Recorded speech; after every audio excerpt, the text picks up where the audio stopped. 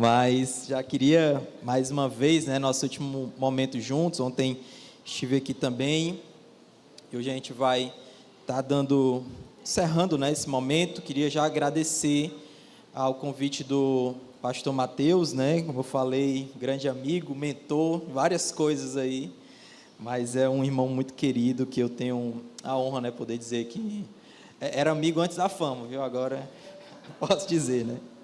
Mas muito feliz de estar aqui com vocês, certo? Eu espero que esses 2 dias, né, ontem, hoje também, possam ser edificantes para a vida dos irmãos, né? Esses textos aqui, esses temas que a gente trabalhou, obviamente, sempre toca primeiramente nos nossos corações, e com essas verdades a gente também busca tocar, né, através da palavra de Deus, o coração dos irmãos. Antes da gente entrar no nosso texto de hoje, eu queria fazer aqui algumas considerações, um pouquinho do que a gente viu ontem, certo?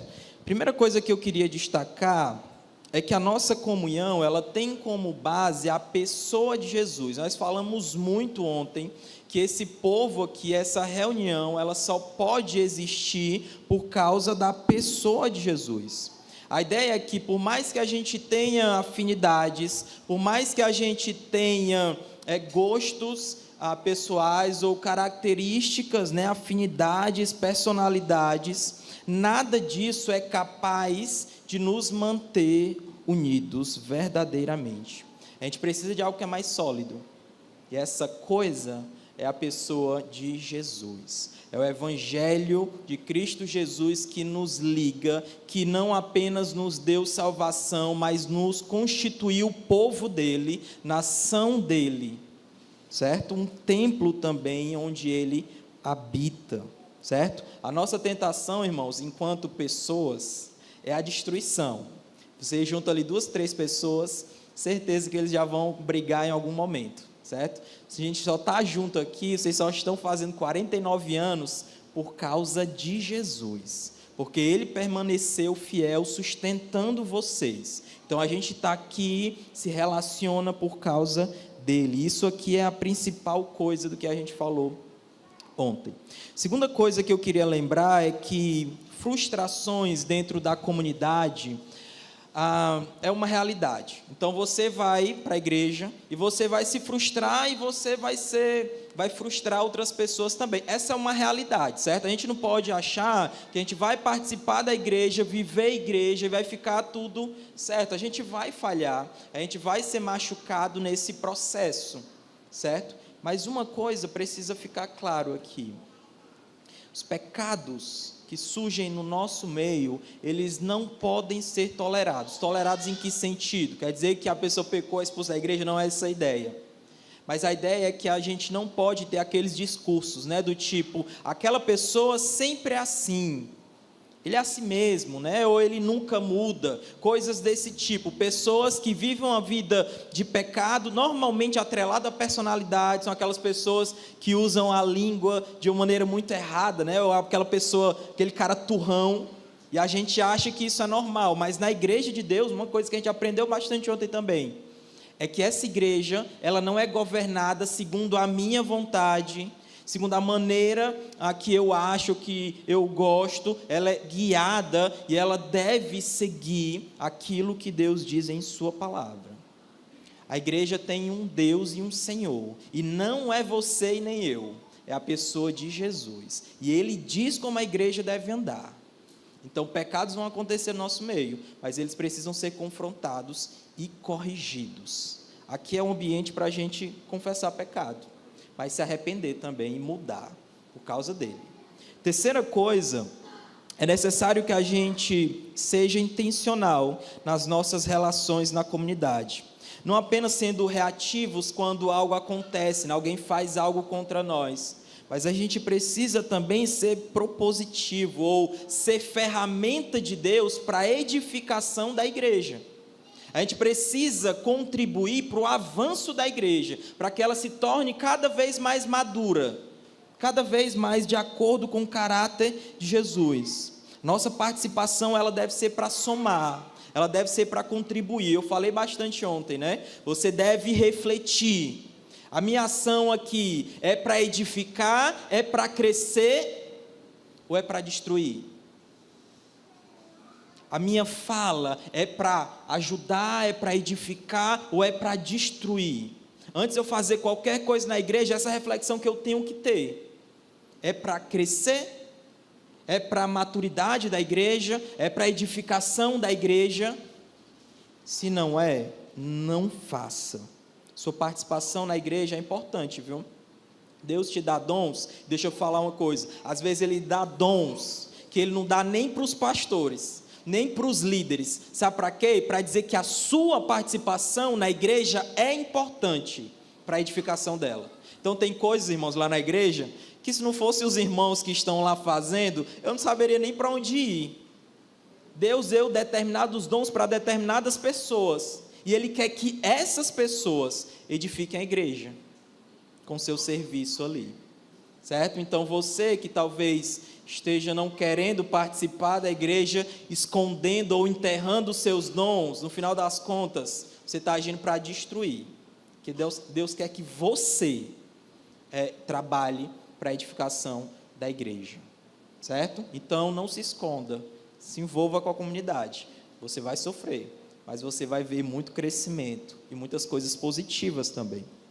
A última coisa que eu queria lembrar é que a gente precisa ser grato pela comunidade que Deus nos deu. Se foi nessa comunidade que Ele me trouxe, é porque ela é a melhor para mim, por mais que você talvez não ache. Talvez você olhe para a comunidade, para a sua comunidade, você veja defeitos ou coisas que ela poderia ser diferente. Ainda assim, se Deus te trouxe e te salvou nessa comunidade, é aqui que Ele quer que você sirva. Então seja grato pela sua comunidade. Eu falei muito ontem também, né? Só trazendo aqui à tona algumas coisas que eu falei ontem. No final das contas, nem eu nem você, a gente merece a igreja que Deus nos deu. Não merecemos a igreja que Deus nos deu. É por isso que a gente deve ser grato, não apenas pela salvação de Cristo Jesus, mas pela igreja, pela família que Ele nos deu, certo? Aqui a gente tem pessoas que puxam nossa orelha, né, quando a gente precisa, nos encoraja quando a gente precisa, nos incentiva quando a gente precisa, nos dá consolo, nos dá conforto em momentos cruciais na nossa vida. Então não seja a pessoa que usa a sua língua sempre para ver o mal, sempre para falar mal da sua comunidade. No final das contas, você não merecia, mas pela graça de Deus, Ele deu uma comunidade, e é por meio dela que você vai crescer. Então seja grato por sua comunidade. Mas vamos abrir, irmãos, as nossas Bíblias em João 13 mesmo, viu? Desculpa, viu? O cara lembrou, né? Eu não.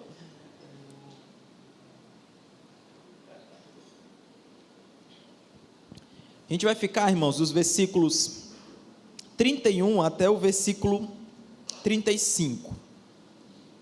E o que queremos nessa noite é pensar na comunhão em um plano aqui mais amplo. Deus nos chama a viver em comunidade, mas Ele tem um motivo para isso. Nossa comunhão, ela contribui para o avanço da missão de Deus, do avanço do reino do Senhor. E isso acontece por meio do amor, né? Do amor que temos uns pelos outros. Amém? Os irmãos abriram João capítulo 13, nós vamos ler dos versículos 31 até o versículo 35. A palavra de Deus diz assim: depois que Judas saiu, Jesus disse: agora o Filho do Homem foi glorificado, e Deus foi glorificado nele. Se Deus foi glorificado nele, Deus também glorificará o Filho nele mesmo, e o fará em breve. Meus filhinhos, estarei com vocês apenas um pouco mais. Vocês procurarão por mim, e como eu disse aos judeus, agora digo a vocês: para onde eu vou, vocês não podem ir. O novo mandamento dou a vocês: amem uns aos outros como eu os amei. Vocês devem amar uns aos outros.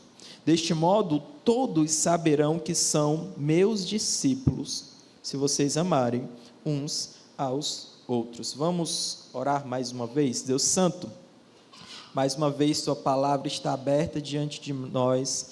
Nós te pedimos que o Senhor nos ensine, Deus, nessa noite, a respeito do grande amor que o Teu Filho nos amou.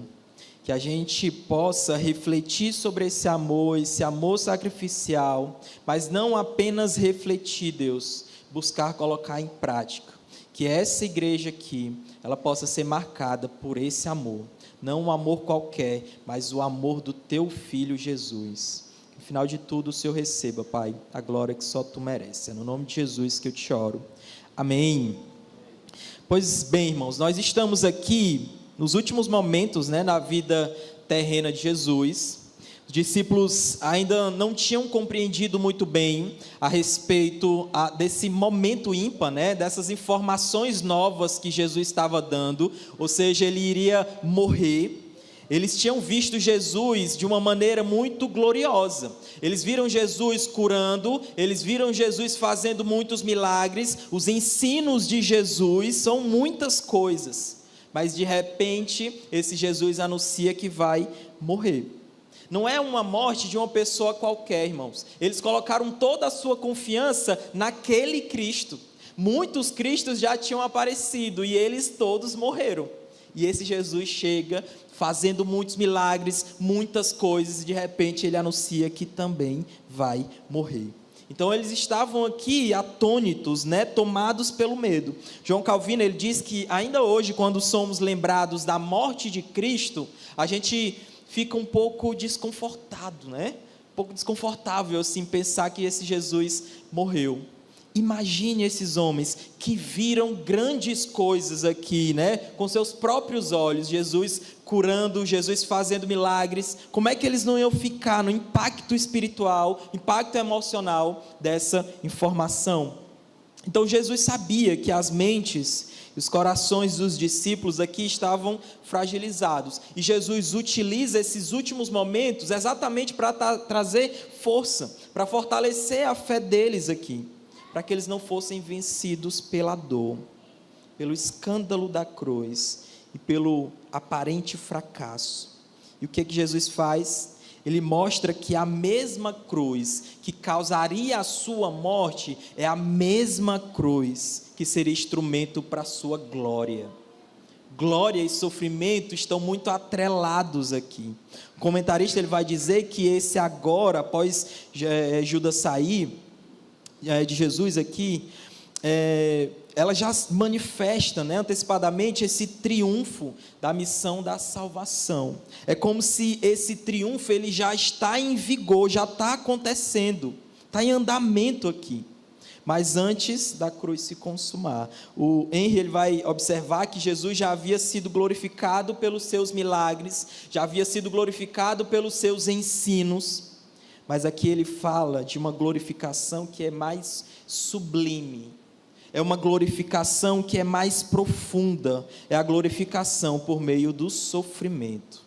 Os versículos 31 e 32 vão apontar exatamente para isso. Ele vai falar sobre o Filho do Homem vai nos remeter a Daniel capítulo 7, quando um Filho do Homem ali vai receber toda a autoridade, toda a glória, toda a honra. Próprio Jesus, em Mateus capítulo 28, no versículo 18, ele diz que toda a autoridade, ou seja, ele remete àquilo que é falado lá em Daniel 7, e ele aplica a ele: toda a autoridade me foi dada nos céus e na terra, portanto, ide.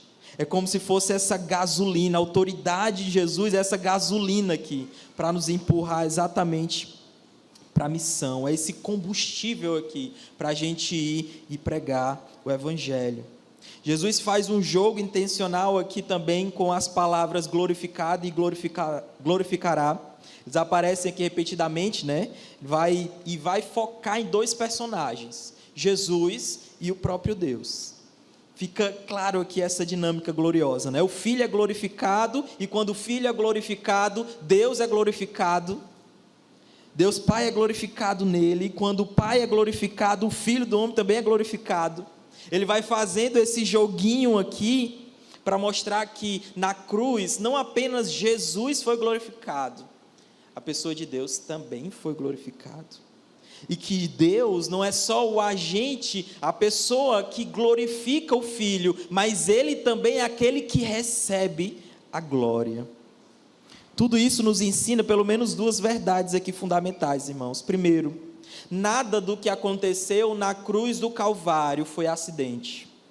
Seu sofrimento, a sua morte não foram desvios de rota. Não é um acidente, irmãos. Aquilo é soberanamente controlado por Deus, para que tanto o Filho quanto o Pai fossem glorificados. O sacrifício de Cristo revela o caminho da glorificação. Calvino vai dizer que na cruz de Cristo, como no magnífico teatro, a inestimável bondade de Deus é exibida diante do mundo inteiro. Esse Jesus que está crucificado, e eu imagino como aquela visão, irmãos, deveria ser uma visão esplêndida, né? É por isso que o centurião olha para aquilo e diz o quê? Verdadeiramente é o Filho de Deus. É ali na cruz do Calvário que a bondade de Deus é manifesta a todos nós. E Deus nos manifestou bondade de várias formas, irmãos. Mas na cruz do Calvário é uma maneira especial. É o amor dele sendo derramado pelo mundo. A segunda coisa é que a glória de Cristo revelada na cruz não é apenas um consolo individual, mas é o fundamento para a missão da igreja. A cruz nos consola, irmãos, em meio a um mundo mau, um mundo caótico, em meio às nossas dores, os nossos sofrimentos, mas ela também nos encoraja a participar ativamente do que Deus está fazendo no mundo. Olhar para a cruz, irmãos, e aqui foi a reflexão que eu tive, eu acho que a gente olha pouco para a cruz. Eu acho que a gente reflete um pouco para a cruz do Calvário. Eu lembro do apóstolo Pedro escrevendo a sua carta, ele vai basear toda a sua carta em dois eventos: a morte e a ressurreição de Jesus. Constantemente ele está pensando nesses dois eventos, e ele utiliza isso para a maneira como a gente vive nesse mundo, para a maneira como a gente enfrenta os desafios, os sofrimentos. A gente reflete pouco, irmãos, sobre a cruz de Cristo. A cruz nos aproxima de Deus, a cruz nos aproxima dos nossos irmãos, a cruz nos encoraja a viver em comunhão, a participar da missão, a cruz nos consola, a cruz nos exorta, a cruz nos alegra, porque nos lembra que o sofrimento, ele precede a glória. Se estamos sofrendo, a gente pode descansar a certeza que assim como Cristo sofreu, morreu, mas foi glorificado, nós também vamos participar dessa mesma glória. Vamos sofrer ainda, mas vamos participar dessa mesma glória. O sofrimento do crente é real, é doloroso, sem dúvida, irmãos, mas para nós, sofrimento não é o fim. Sofrimento não é o fim. Em Cristo ele carrega consigo essa esperança da glória. Essa esperança que a gente tem, irmãos. Essa esperança que a gente tem. Como eu falei ontem, né? Essa semana semana passada, né? A gente teve algumas perdas muito significativas. E é interessante como no velório de crente há sofrimento, há choro, mas há uma certeza que nos traz consolo. Vamos ver novamente ele.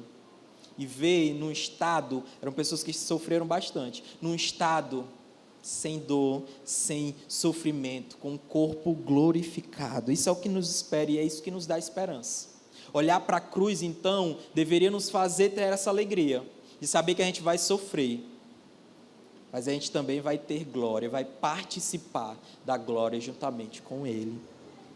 Depois de falar sobre a glorificação, algo que a gente poderia facilmente empolgar, né? O coração ali dos discípulos, falou sobre glorificação, amém, e os discípulos gostam, né, dessa parte, gostam do reinado, gostam de estar ali por cima, então eles poderiam estar com o coração empolgado, só que Jesus vem com um balde de água fria, né? Ainda por um pouco estou com vocês, sua partida estava próxima, seu momento ali de ser glorificado, né, de ser morto, estava chegando, e era praticamente impossível aqui que os discípulos não ficassem profundamente tristes com aquela notícia, né? Por algum tempo eles não teriam o seu mestre, aquela pessoa que eles passaram 3 anos, e são 3 anos intensos, irmãos.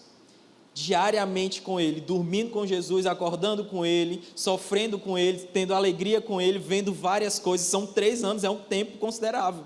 E de repente ele vai ter que ter essa quebra, né? De repente eles vão ficar sem o mestre. À primeira vista aqui, as palavras de Jesus poderiam soar muito duras, né? Muito secas. Mas quando ele os chama de filhinhos, aqui é onde revela esse amor que Jesus tem pelos discípulos, né? Esse tom pastoral, esse tom amoroso aqui. São filhinhos. Há cuidado, há afeto, há uma preocupação profunda aqui. Jesus ama. Irmãos, Jesus também está sofrendo porque ficaria longe daquelas pessoas que deram trabalho para ele, mas que ele amava profundamente. Ao anunciar sua partida, ele também os exorta à paciência, à maturidade da fé. Ainda assim, não era uma notícia fácil de se receber. Todo mundo estava triste aqui, era um momento realmente de muita reflexão e um momento difícil para todos. Quando Jesus afirma que os discípulos não poderiam ir para onde ele iria, ele está se referindo, obviamente, na obra da cruz, uma obra que somente ele poderia realizar. E aqui essa dinâmica de sofrimento, de morte e glorificação, elas aparecem de uma maneira tão vívida, né? O Morris, ele vai destacar 2 coisas aqui. Primeiro, a expressão vocês me procurarão não aponta apenas para uma saudade, esse não é o ponto tanto aqui, mas essa busca intensa e até desesperada para orientação espiritual. Essa ausência seria um choque muito grande. E eles iam ficar completamente sem saber para onde ir. Segundo Morris, ele vai observar que para os judeus, ele vai falar isso lá em João capítulo 7, no versículo 34, que essa busca, ela terminaria em frustração para os judeus.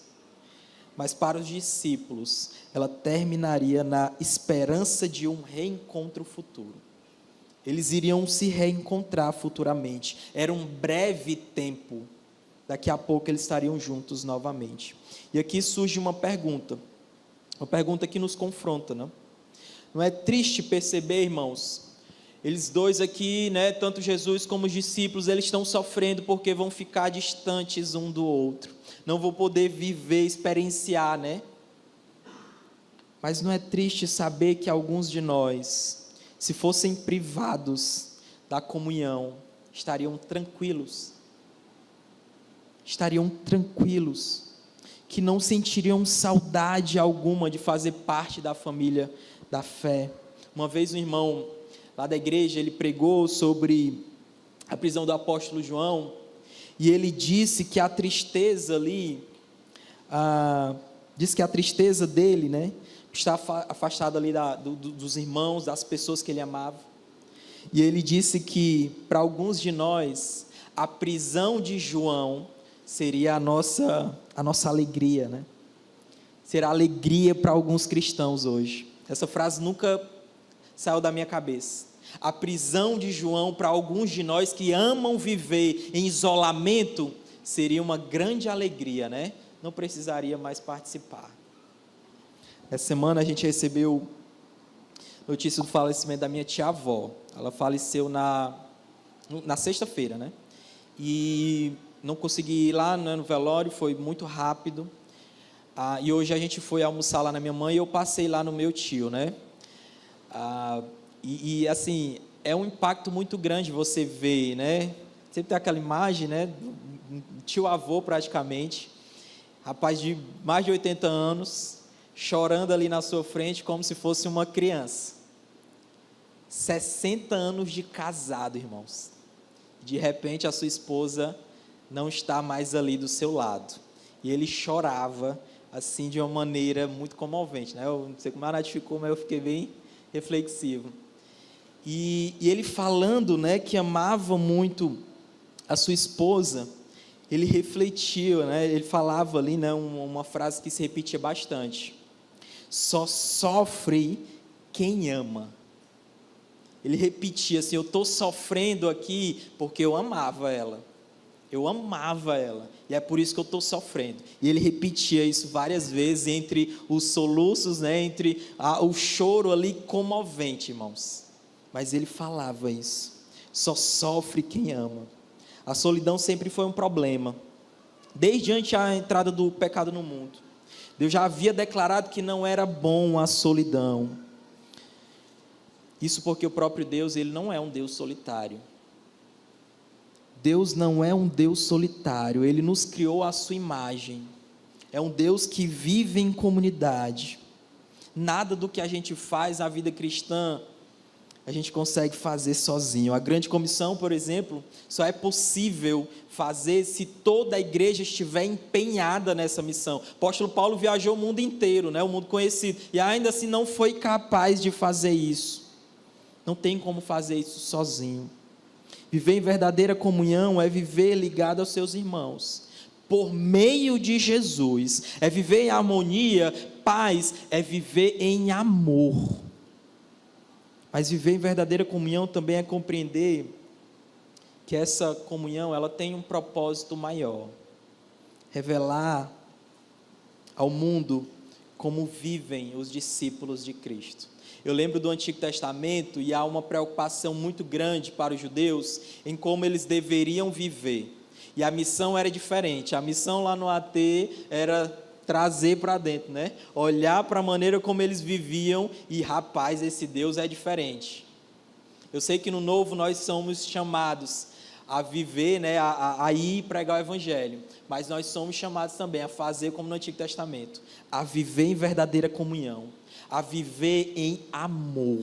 E esse amor, ele é capaz de manifestar Jesus no mundo. É por meio da igreja que a gente consegue sentir o amor de Jesus de uma maneira, sabe, concreta.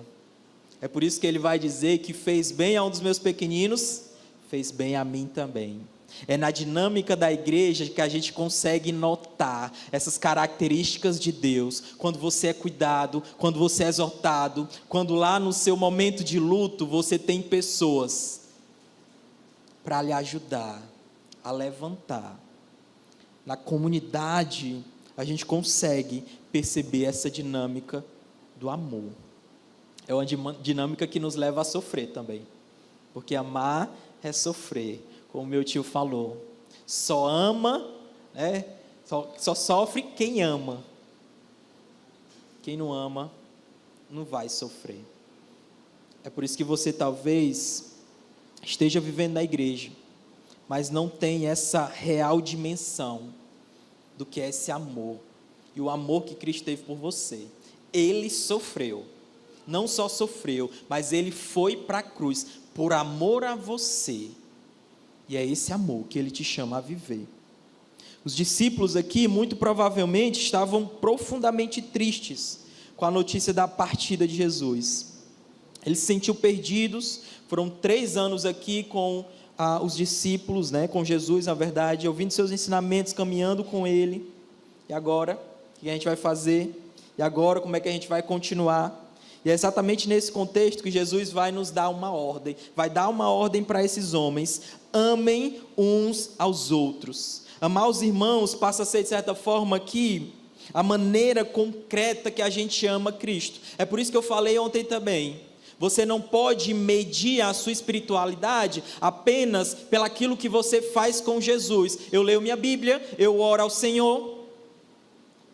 Se você ama Jesus, você necessariamente precisa viver uma relação de amor com quem Ele coloca do seu lado.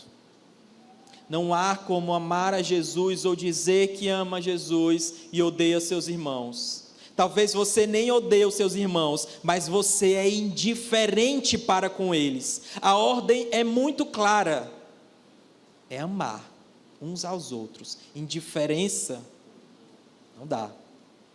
Ódio não dá. O sentimento que deve ter aqui é amor.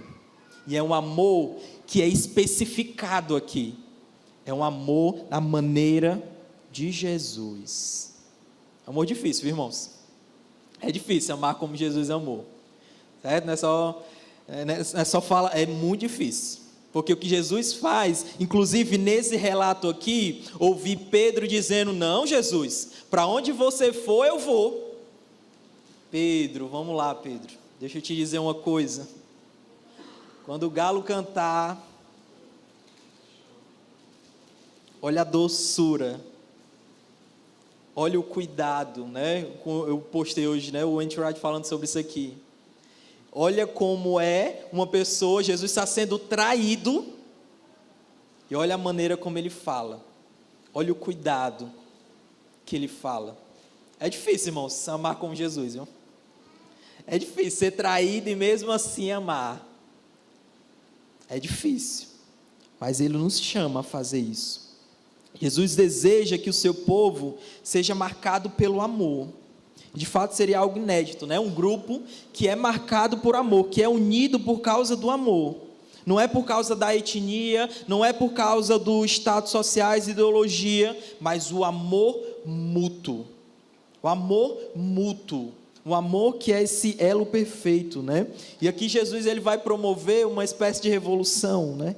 Não uma revolução armada. Não inicia aqui um conflito.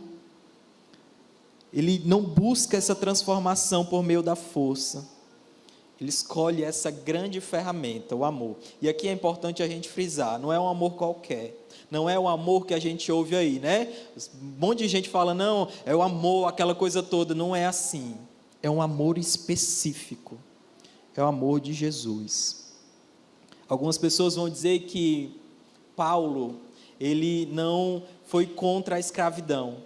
Ele foi contra a escravidão. Só que a maneira como ele achou de resolver esse conflito, desse problema, não foi como a gente imagina. Foi exatamente com esse amor.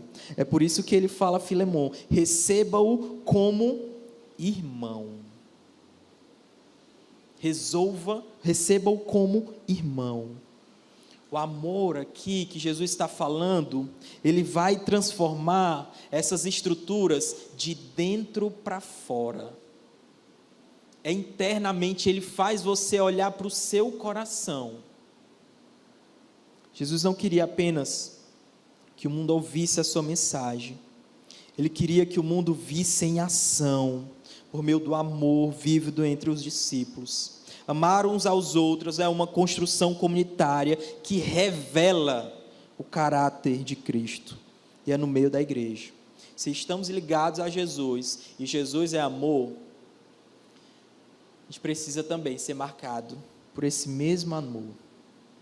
Nossa comunidade ela deve ser marcada, irmãos, por amor mútuo. Por um esforço ativo de viver uma relação de amor com seus irmãos. Você tem amado seus irmãos? Você tem vindo à igreja e ouve pregação após pregação, mas como você tem se relacionado com seus irmãos? É a indiferença que paira sobre as suas relações na igreja, ou é o amor? É o amor ou é esse ódio que é que paira nas suas relações na igreja? Posso dizer, viu, irmãos? Tem muitas coisas ruins, mas também tem muitas coisas boas, viu? Tem muitas, e eu diria que tem muito mais coisas boas. Viver uma relação de amor. É por isso que Jesus pode dizer: sigam por esse caminho, é o melhor para vocês. É o melhor para vocês. Quando Jesus ordena que os discípulos se amem como ele os amou, fica claro aqui que é esse amor específico, o amor de Jesus. E como é esse amor aqui, né? Como é que a gente entende? Muitas pessoas vão olhar para o amor como se fosse um simples sentimento, outros não, né? Uma decisão e acabou-se, né? Algo mais racional. Mas amor é muito complexo, viu? Falar sobre amor não é tão simples como a gente acha. E olhar para o amor de Jesus, a gente pode tirar pelo menos uma coisa: é um amor que é muito concreto, é um amor que é muito sacrificial, isso para o bem dos outros. O Evangelho de João vai nos mostrar aqui de várias maneiras como Jesus amou. Esse é o padrão aqui de amor que é exigido. Primeiro a gente é lembrado que Jesus amou os seus até o fim, lá em João 13:1. Ele revela um amor aqui que é perseverante, um amor que é fiel. que não abandona diante da dor. A mesma coisa que os seus discípulos fizeram, né? No momento difícil, correram. A gente vê também um amor profundamente pessoal. Lembra lá de João capítulo 11? Senhor, está enfermo aquele a quem amas. Jesus amava Marta, a irmã dela, e Lázaro, João 11:5. O amor de Jesus aqui, ele não é genérico. É um amor que é concreto por pessoas específicas. É um amor que é pessoal. O próprio João vai ser chamado de o discípulo a quem Jesus amava. E aqui é um amor que nasce de uma amizade profunda. De uma amizade profunda, uma comunhão real. Diante de Jesus aqui, ele fala: como o Pai me amou, também eu vos amo. Estabelecendo aqui esse amor. Do mesmo jeito que Deus amou Jesus, o amor que procede dele, é o mesmo amor que a gente deve ter para com quem está do nosso lado. Esse amor, ele também se manifesta de forma suprema na entrega. Ninguém tem mais amor do que este, de dar a alguém a própria vida em favor dos seus amigos. Isso é plenamente cumprido na cruz. E é interessante, irmãos, a relação de amigos, sabe por quê?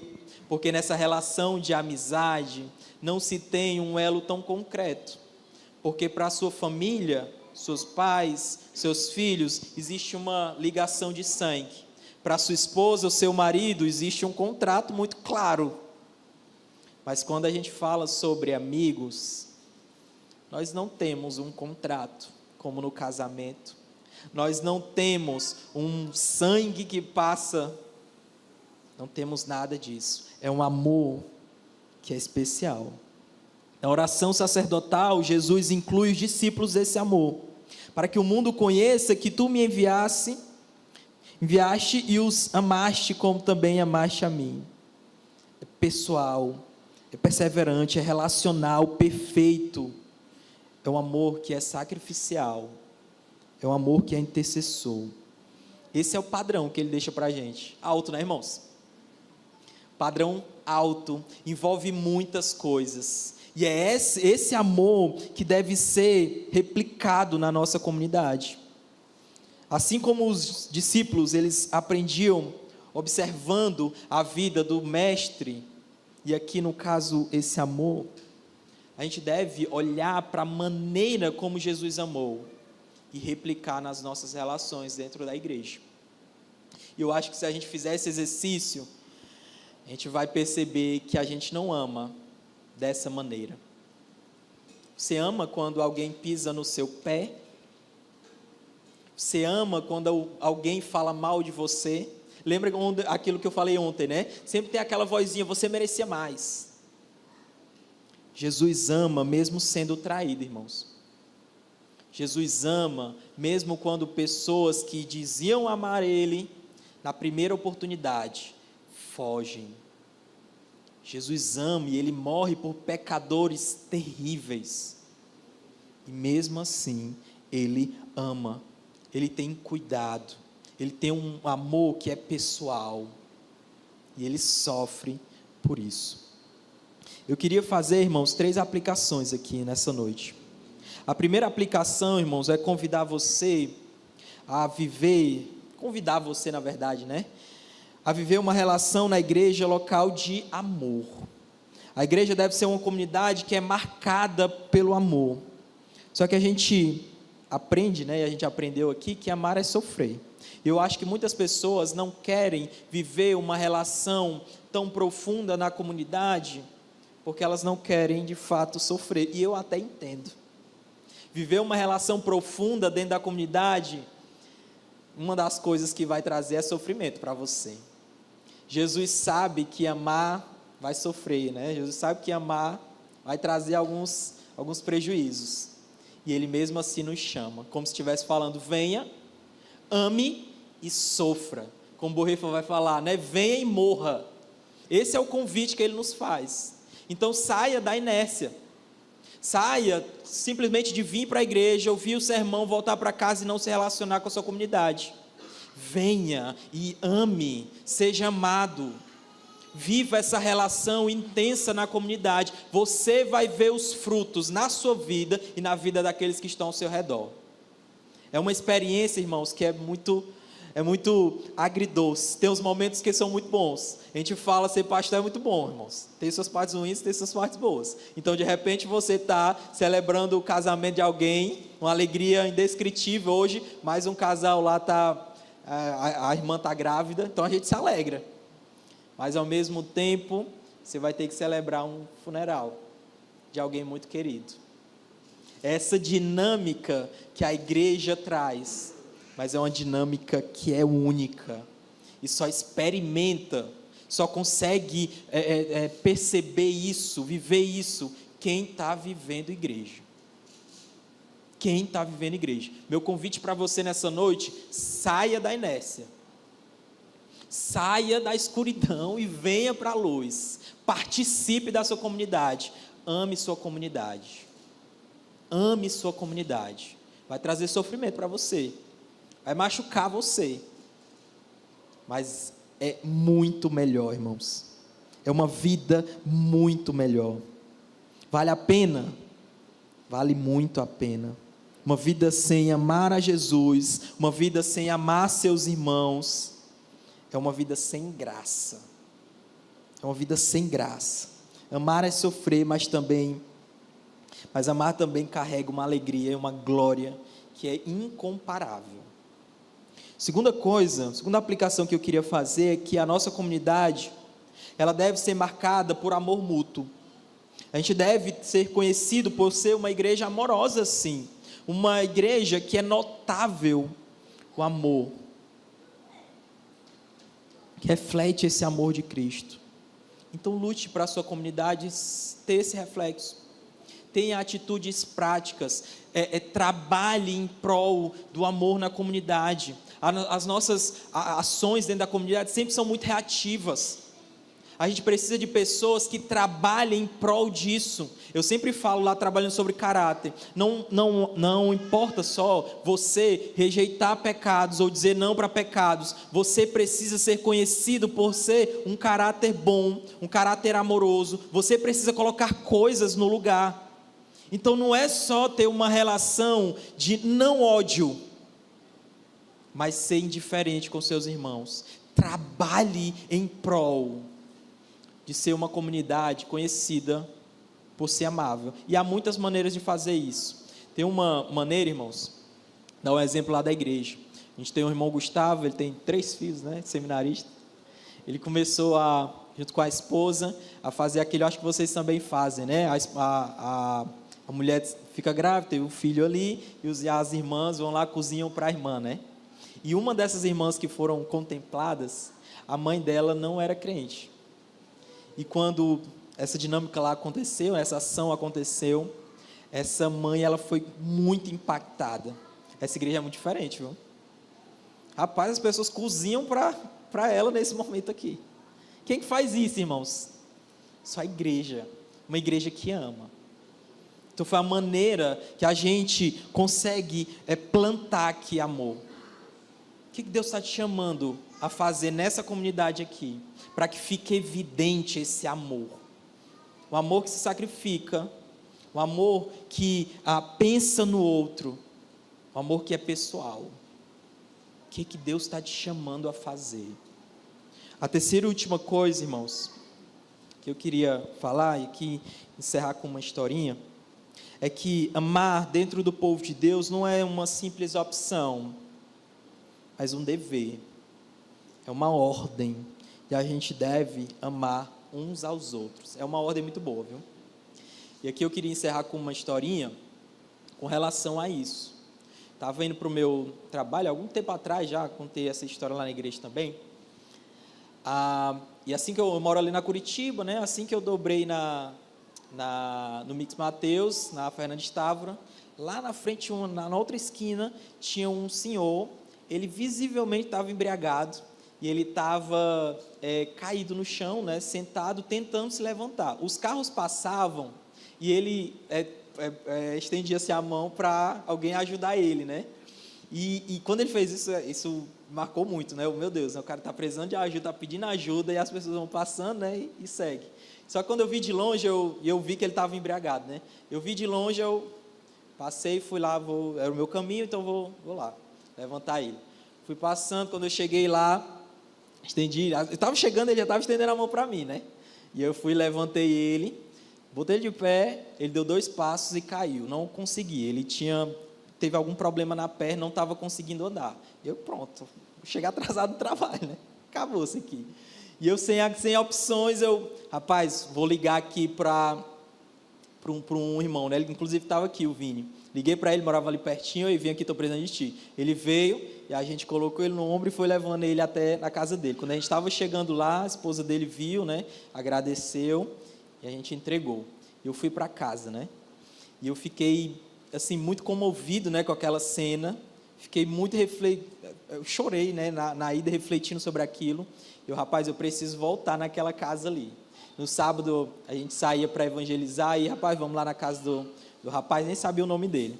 A gente chegou lá, estava chegando, batemos na porta, ele imediatamente, né, já viu que era a gente, né, de sorrisão, chamou a gente para entrar e começou a compartilhar um pouco, né.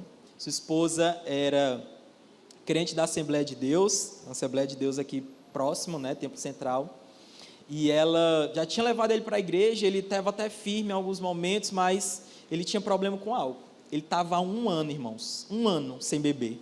E naquele dia ele saiu para a feira, ofereceram bebida para ele bebeu, não parou mais.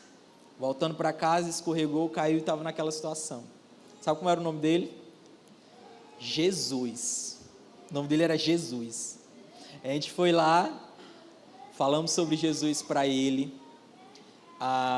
e a gente terminou aquela tarde, irmãos, de joelhos, entregando a vida ali do seu Jesus, né, ao Senhor. Alegria imensa. Mas uma das coisas que mais me marcaram nessa andança até lá foi exatamente, eu não tenho opção nenhuma de passar aqui para alguém que está pedindo ajuda. Ele não está pedindo ajuda, irmãos, não era para se levantar. Para se levantar. E eu fui lá e era esse o sentimento. Sabe o que foi que eu me lembrei, irmãos? Que um dia era eu naquela situação. Não estava bêbado, nunca bebi, graças a Deus. Mas eu estava caído e Jesus foi lá. E Ele me levantou, irmãos. Levou nos ombros, me carregou para casa, Ele me deu a igreja.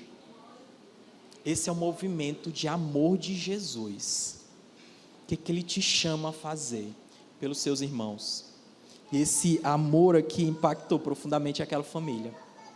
E é esse amor que a gente continua pregando, ensinando, mas também vivendo. Tá bom? Vamos orar? Deus Santo, muito obrigado, Deus, pela Tua palavra.